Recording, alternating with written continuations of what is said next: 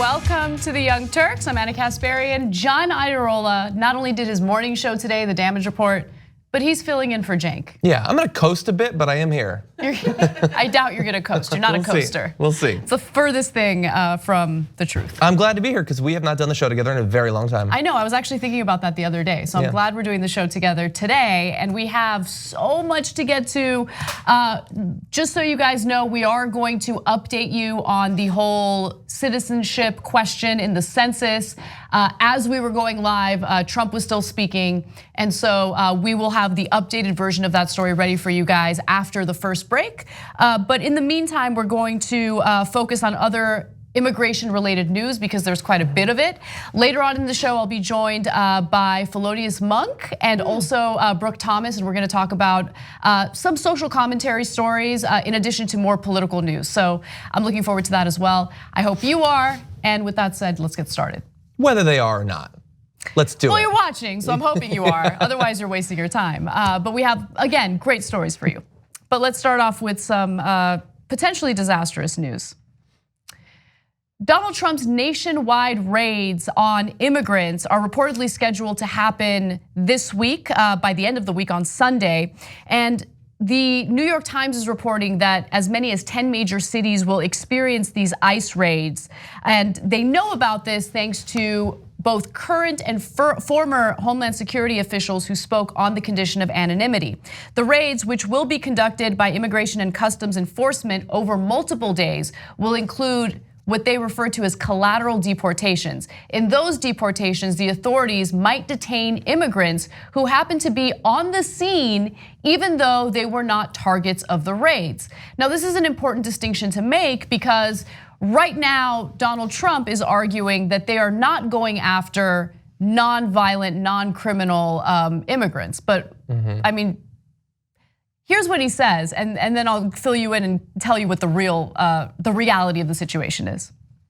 Well, I don't call them raids. I say they came in illegally and we're bringing them out legally. These are people where we have the papers, we've gone through the court system. They'll be starting fairly soon, but I don't call them raids. We're removing people that have come in, all of these people over the years that have come in illegally, we are removing them and bringing them back to their country. So while he might argue that that's the purpose of these raids, in reality, as you can tell from the collateral deportations, they will also go after individuals who happen to be on the scene as they conduct these raids. What's with the I don't call them raids? Well, they're here illegally. Okay, from your point of view, they're here illegally. You're still doing a raid to catch them. What's with the weird picking of the language there? I've been noticing a trend of right-wingers, including Donald Trump, attempting to kind of launder themselves from their white supremacy and the statements that they've made in the past. I don't know if that's what he's trying to do there. I don't know if he's trying to garner support among more Americans in response to these raids, but I do want to give you a few more details. The Trump administration's goal is to use the operation as a show of force to deter families from approaching the southwestern border. It's incredible how they keep using the justification of deterrence when over and over again, regardless of how cruel the policies have been, it hasn't deterred migrants fleeing their countries. I mean, maybe we should take a quick look at what's happening in their countries, and maybe we can focus on providing some sort of aid to improve conditions there so they don't have a reason to leave and come here to the United States. But of course, American Policy 101 is let's just put a Band-Aid on a gushing wound. And more importantly, something that never gets talked about is there are people who are companies, corporations who are profiting handsomely off of this type of treatment. These individuals will be detained before they're deported. Yeah, I don't say detained. What do you say, John? I don't know, whatever helps. Yeah, the thing is, like the argument either always is, or we find out secretly, is deterrence, that they're gonna do X to scare people from coming into the country. But you really do have to ask yourself, because as you pointed out, it hasn't deterred people. Is it incompetence? Is it following a strategy that clearly is not working? Or are they lying? And it's not actually about deterrence, it's about the domestic effect. It's not that we're separating families, we're making kids sleep on concrete floors, we're gonna do all these raids so that people outside of this country see that and don't come. Or is it we're gonna do that because my base really likes when we do that? Bingo. And it doesn't matter if it deters people. We can say that, and hell, if it deters people, maybe that's a good thing, but it doesn't really matter.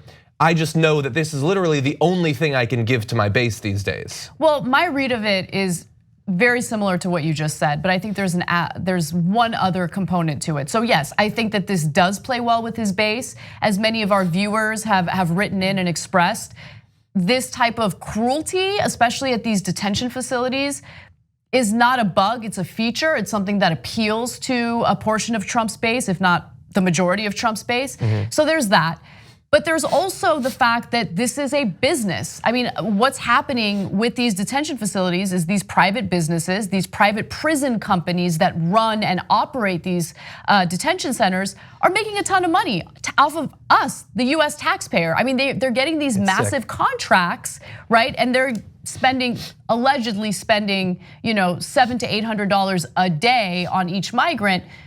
We know that it doesn't cost that much money to, especially when you consider the conditions they're living in. People are making money off of this, and I think that's part of the story that doesn't really get much coverage. There's a reason why the stock value or the share price for Geo Group shot up as soon as Trump was elected. And we missed it. I would never invest in I know, Geo it's Group. just an ongoing terrible joke about how horrible a country is. It's weird, of course, that you can decide that we're just gonna detain everyone now rather than go by the Obama policy where you register the people, you release them, and then 90% come back in for court proceedings. He can just decide to keep them, and then people get rich off of it. The only surprising thing, though, is that thus far, we can't prove that Donald Trump is personally getting rich off of it. It really seems like he would have figured out some way to do that by now. I mean, why go to all this trouble to enrich people who hypothetically might donate some to his campaign when he could just make the money himself?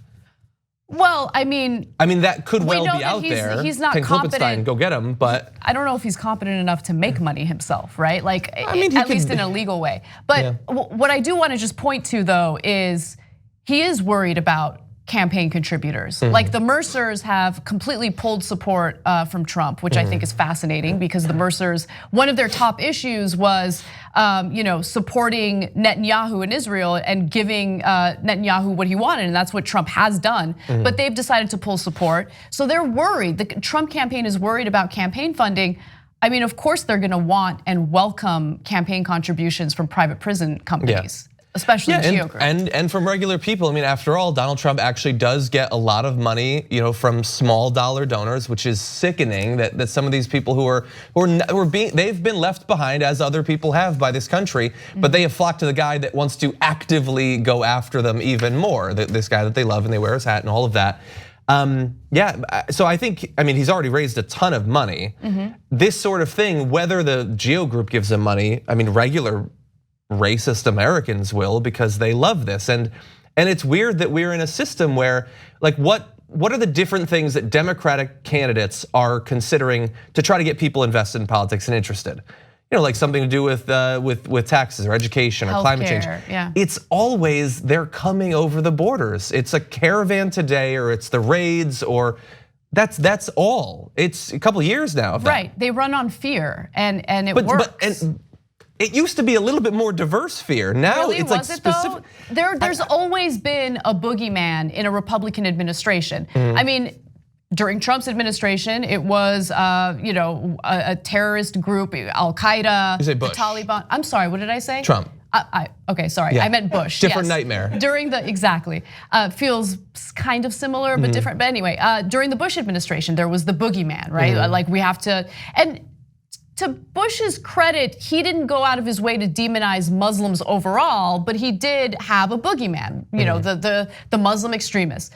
Fast forward to Trump, and you're seeing very similar behavior, but now the target is migrants or coming from Central American countries. So I want to also focus on one other component of the story that is driving me nuts, and it's been a theme lately. So Donald Trump had threatened to do these mass deportations about a month ago, right? But there were agents within the Department of Homeland Security who thought, this is not a good idea, this is problematic.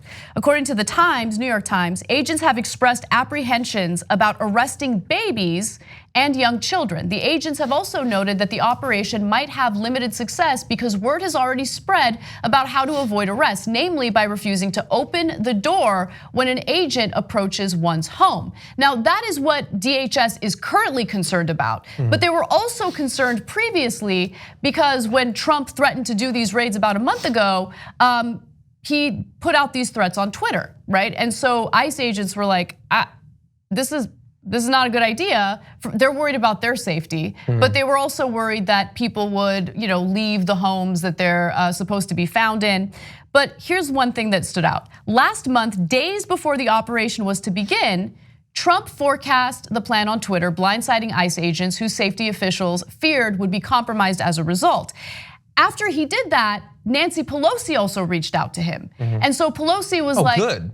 Yeah, so Pelosi urged him not to do it.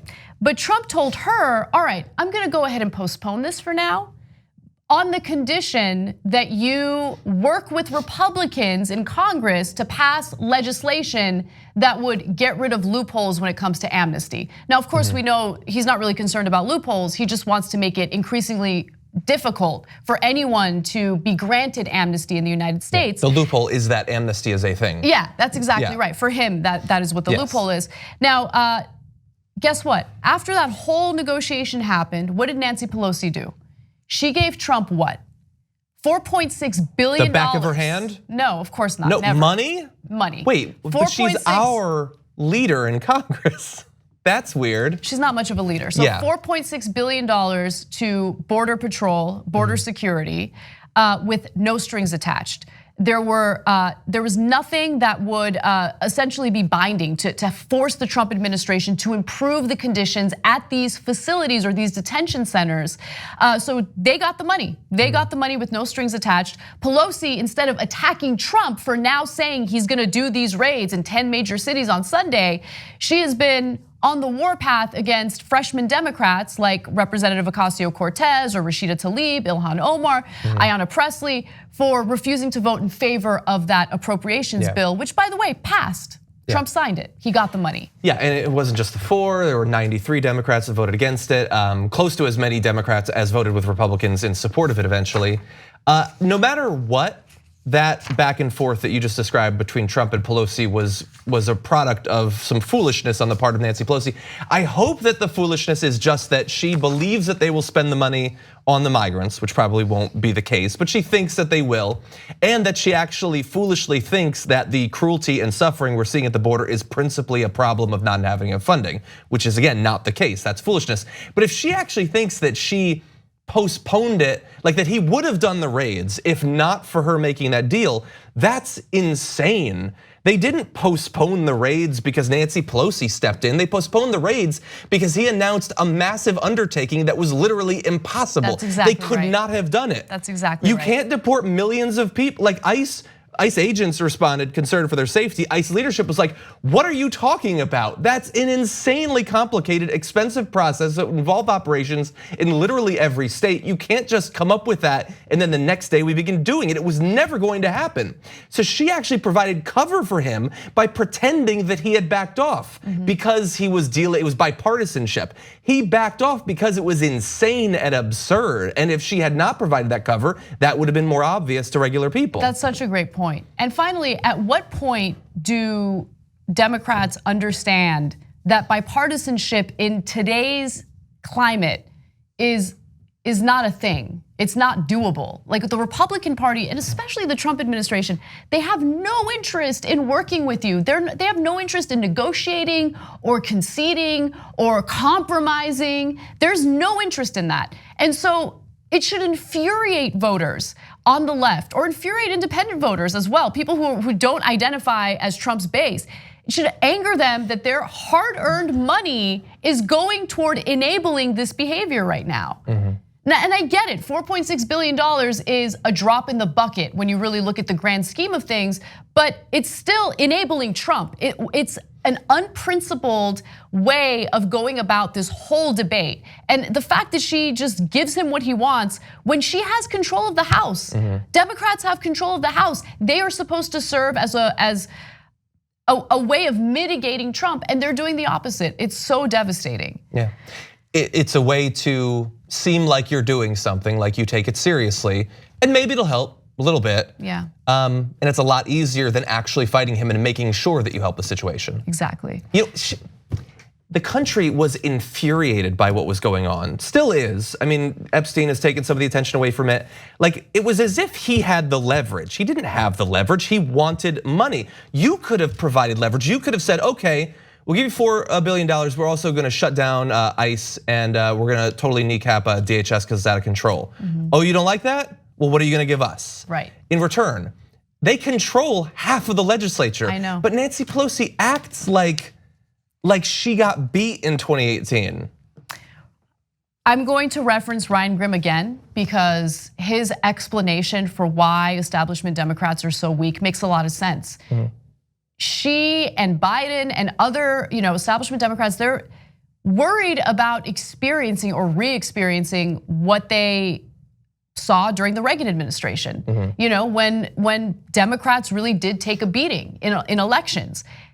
But we're in a different time. Yeah. And if you're going to operate based on what happened in the 1980s, well then your antiquated way of going about legislating is not what I would consider master legislating. I mean, that's what she refers to herself. That's what establishment Democrats refer to Nancy Pelosi as. You are not a master legislator. You're not even a leader. A leader fights for the common good, and she is doing the exact opposite. She is enabling the person who violates that. Yeah.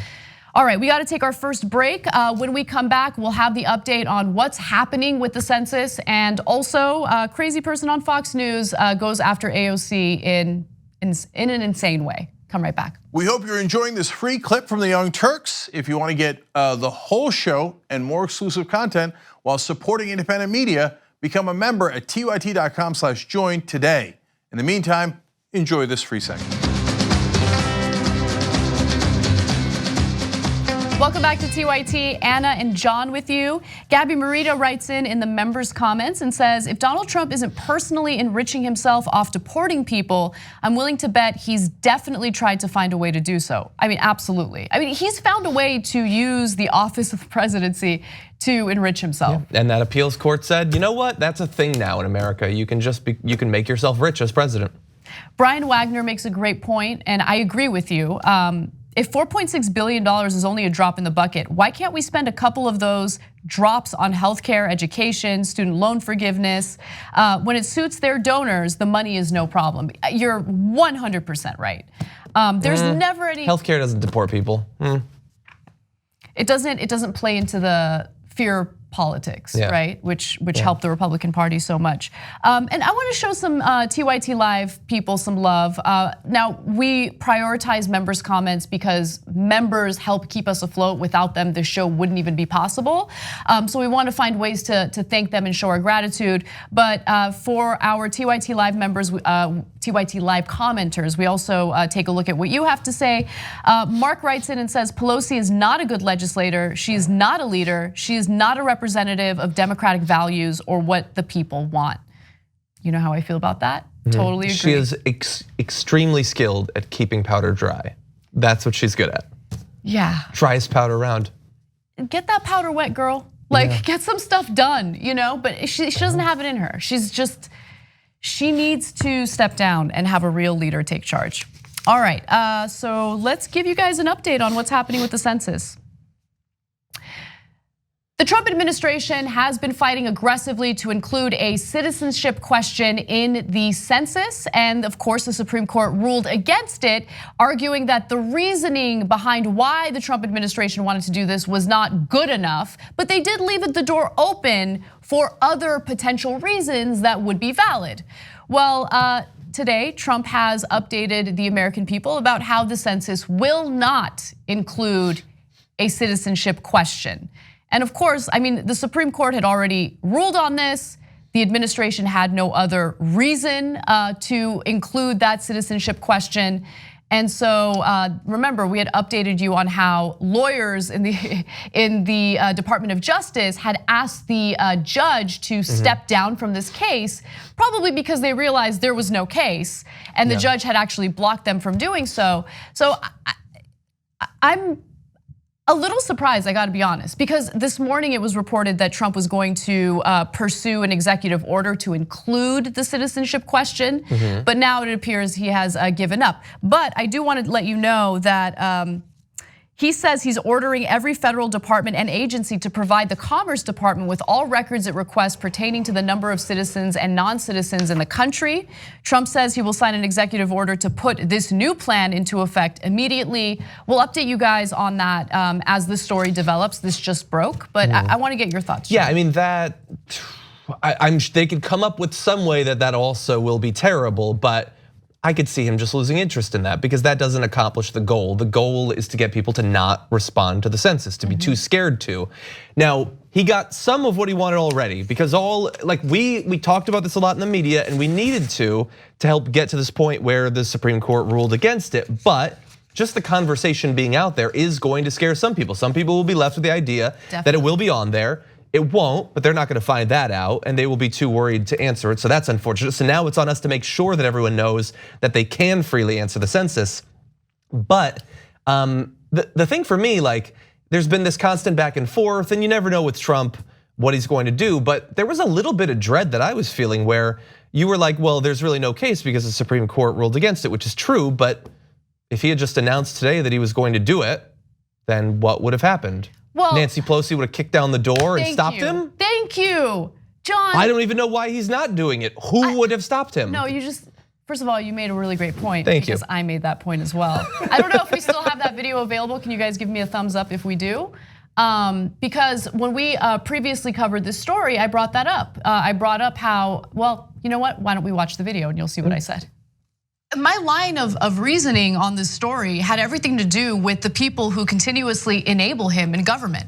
Over and over again. The individuals who refuse to hold him accountable for his actions. Yes, that includes Democratic leadership, Nancy Pelosi specifically. If he's told that he's above the law, if he's told he's able to possibly commit crimes with absolutely no repercussions, why wouldn't he? Why wouldn't he ignore what the Supreme Court has decided on this case? Why wouldn't he move forward with what he wants? Now, look, this doesn't mean that the question will definitely be included in the census. It means that Trump doesn't want to give up fighting on this. And according to NPR, US District Judge George Hazel is now giving the administration until Friday of this week to decide whether it will enter into a written agreement that confirms it will no longer pursue including this citizenship question in the census. But knowing Trump, he will not agree to that. He will not put that in writing. He will continue with this nonsense, and it's gonna cost us, US taxpayers, quite a bit of money as a result.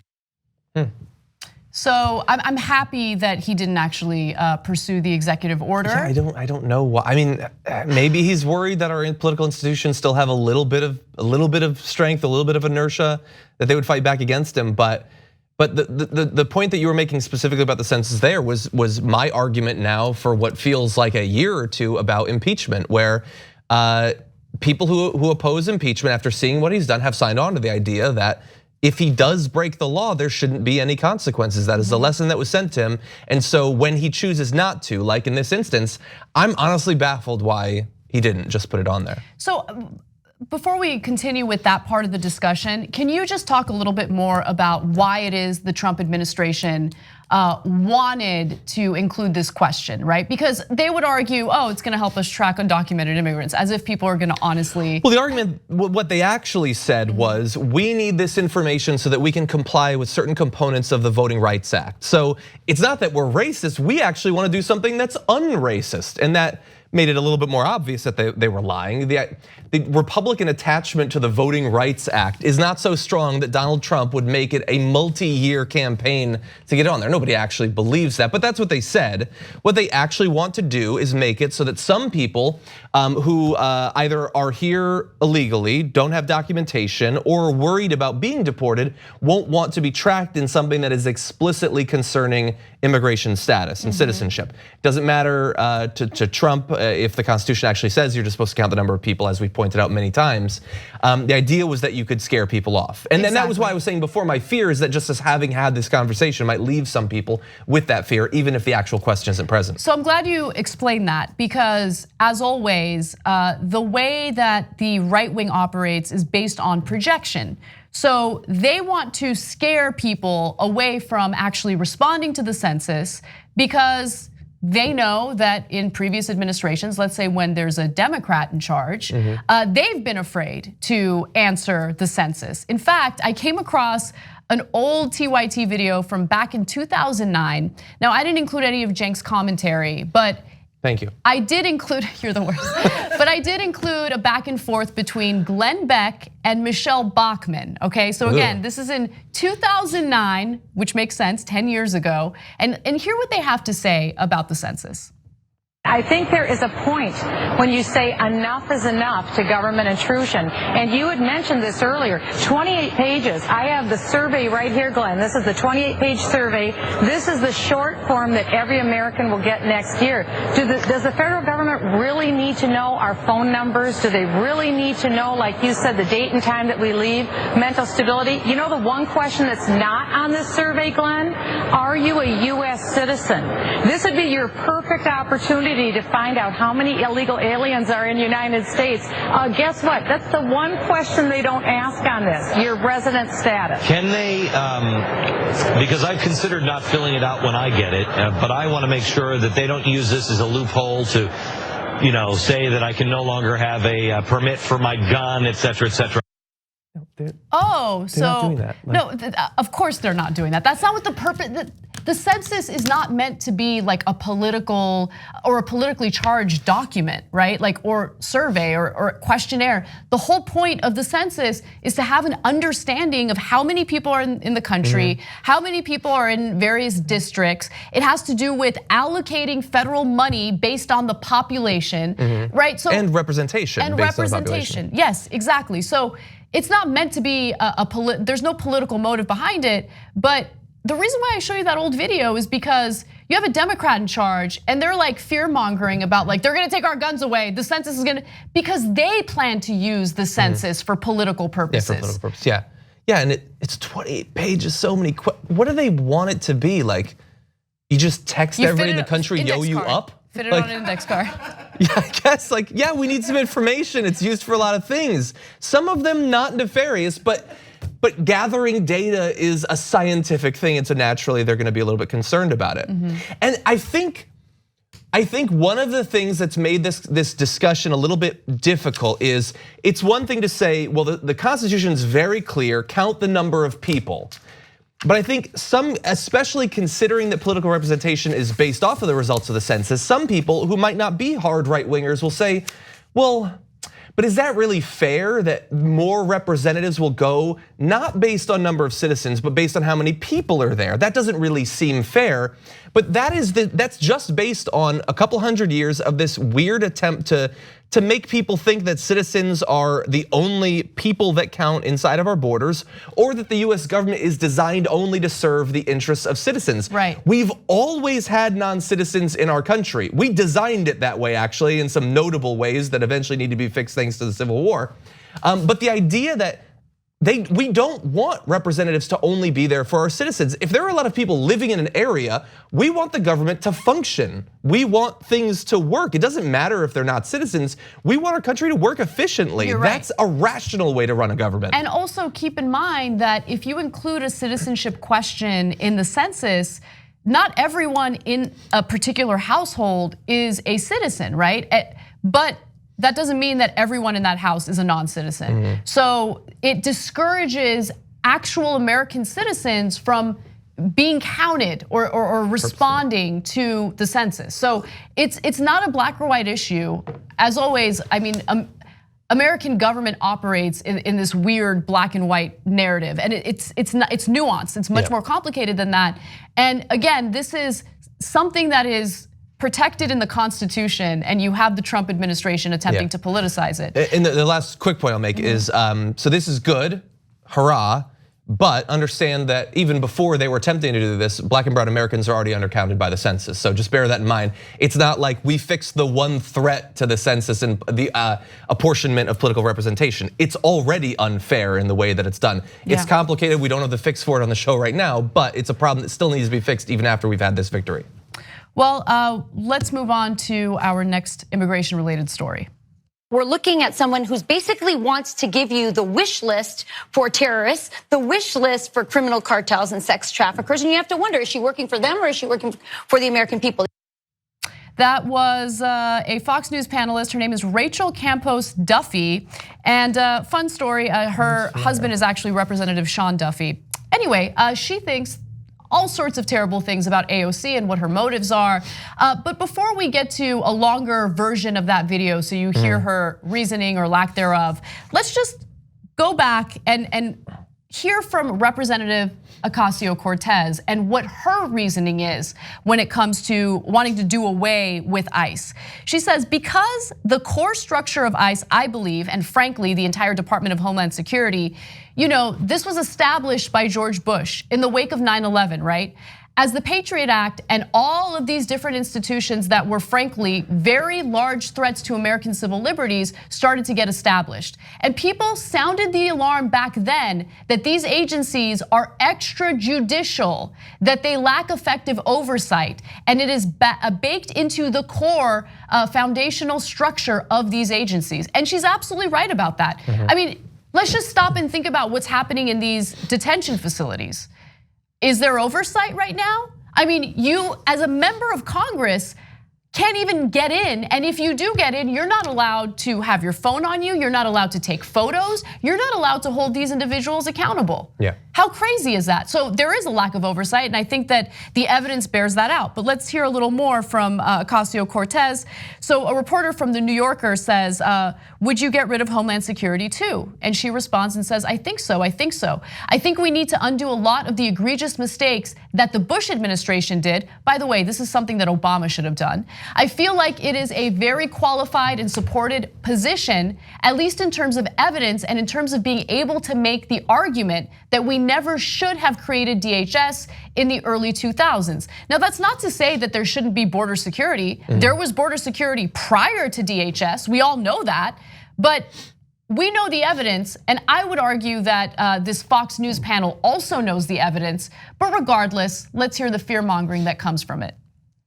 She's hardly concerned about, many conservatives were worried that, we're creating this big federal agency when Bush created it. That's right. That is not the concern that AOC has. AOC likes big federal agencies, the bigger the better. Her concern is with the mission of DHS. She doesn't just want to eliminate DHS, she wants to abolish ICE. She wants to get rid of Border Patrol. She agrees with Julian Castro in decriminalizing illegal border entry. So we're looking at someone who's basically wants to give you the wish list for terrorists, the wish list for criminal cartels and sex traffickers. And you have to wonder, is she working for them or is she working for the American people? The American people, especially those constituents that she represents in New York City, want the border secure, where we already know, Juan, that it's not just desperate economic migrants from Latin America. We have seen people from terrorist countries come across.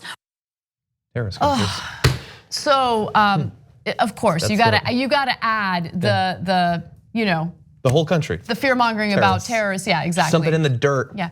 She also, just a few more points about who Campos Duffy is. She got in trouble last year because she claimed, she's a supporter of the zero tolerance policy, essentially ripping these children away from their parents at the border and detaining them. And she argued that that Black Americans told her that those detention facilities were nicer than government provided housing. Now, there was absolutely no evidence that she had that type of conversation, and the fact that she brought up Black Americans, so she got criticism for that. But just Think about how disgusting you have to be to support ripping children away from their parents at the border. Her grandparents, by the way, immigrated here from Mexico. Yeah. But her family got theirs, so who cares about everyone else? If I had influence, like if I was the wife of a congressman and I heard that this public housing was worse than detention facilities, my next question would be to my husband, hey, what are we gonna do to raise the quality of these public housing? That would be my next move. It's not a terrorist wish list. There, like a cell in Oman, there's not some leader who's like, oh, I want to reorganize border security. Like that's not the concern. All of these components existed. Did you know we had a military before 9/11? It existed. There was border patrol. We had already spent decades every year pumping more and more money into it. It already existed. We had all of this. It was a reorganization, and AOC's concern, and it's a justified one, is that in that reorganization, some of the concern for civil liberties was cast aside. There were some advantages, sharing of information or whatever, but the concern for individual privacy rights, a lot of that was jettisoned. And so if we were to take apart the DHS and go back to the way things were before, it wouldn't solve all of our problems, but it would perhaps assure the rights of Americans to their privacy, other civil liberties concerns, and things like that. Now, for anyone who might be on the fence on this issue, and you might think, well, I mean, Anna and John, they're progressives, they're biased, so of course they're gonna agree with AOC. I just wanna note that Justin Amash, who is by no means a liberal or a progressive, said the following: conservatives used to want to abolish DHS, as well as many other departments and agencies that bloat government. If only today's members of Congress cared as much about defending the Constitution as they do about defending ICE, an agency that's existed only since 2003. All right, so there's a conservative making the argument, and AOC also says 132 members, including GOP and independents, voted against creating the Department of Homeland Security. Don't let people rewrite history as if DHS/ICE always existed or is a no-brainer. It's a young agency, ill-conceived after 9/11, and sacrificed our civil liberties like the Patriot Act. And I remember that time. I remember the outrage on both sides of the aisle regarding how the Bush administration was encroaching upon and violating our civil liberties. But now all of a sudden, in the Trump era, everyone's lost their common sense on the right. And one other thing I wanted to just mention is, look, the whole issue of lack of oversight is real. 6 children at least have died in Border Patrol custody during the Trump administration. And recently, one of the mothers who lost her child as a result of this brutal behavior by the Trump administration spoke before Congress, and AOC couldn't even keep it together. So let's take a quick look at what that scene looked like. To suffer and die in this way. Mariette could be here with us, but she is not. Next month, she would have been 3 years old. That is a very painful date for me. It's painful to not have her with me and show her what I feel and say what I want for her. I have no words to describe that. So that was Yasmin Juarez, and she also told Mother Jones the following: he told me in these words, "You know that this country is for Americans, that my president is Donald Trump, and we can take your daughter away from you.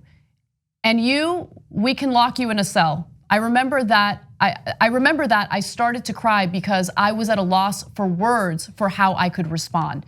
So she's responding to or detailing the type of treatment she received. And remember, her daughter is dead. Yeah. That's the situation we're dealing with. The lack of oversight is real. People are dying as a result of that. And our taxpayer money is funding that behavior right now. But AOC, who you saw there, she's an actress. Yeah. She's just a dumb actress. I mean, not only is she trying to get the Democrats on the right track, but she's also like moonlighting as a person trying to remind conservatives of what their ideology supposedly is. Right. In terms of concerns for government overreach and big bureaucracy and all of that. Like she's trying, but it takes a Democrat and a Republican who's been booted out of the party to try to get them to remember what they supposedly believe. It's incredible and devastating. But super fast, right there you saw how genuine AOC is, also how she has a better understanding of history and ideology than conservatives, some of whom were in government at that time. She was, I don't know, in elementary school, but she has a better understanding of that time and the politics and the power dynamics of that time than they do. And that is why these conspiracy theories about her being an actor have got to develop, because Republicans and many centrist Democrats, whether they believe it or not, their goal is to convince you that a better world is not possible. And part of that is believing that better representation is not possible. And so when you start to suspect, oh my God, there's someone who actually cares and is intelligent and is authentic, it's gotta be fake. It's gotta be, don't trust it.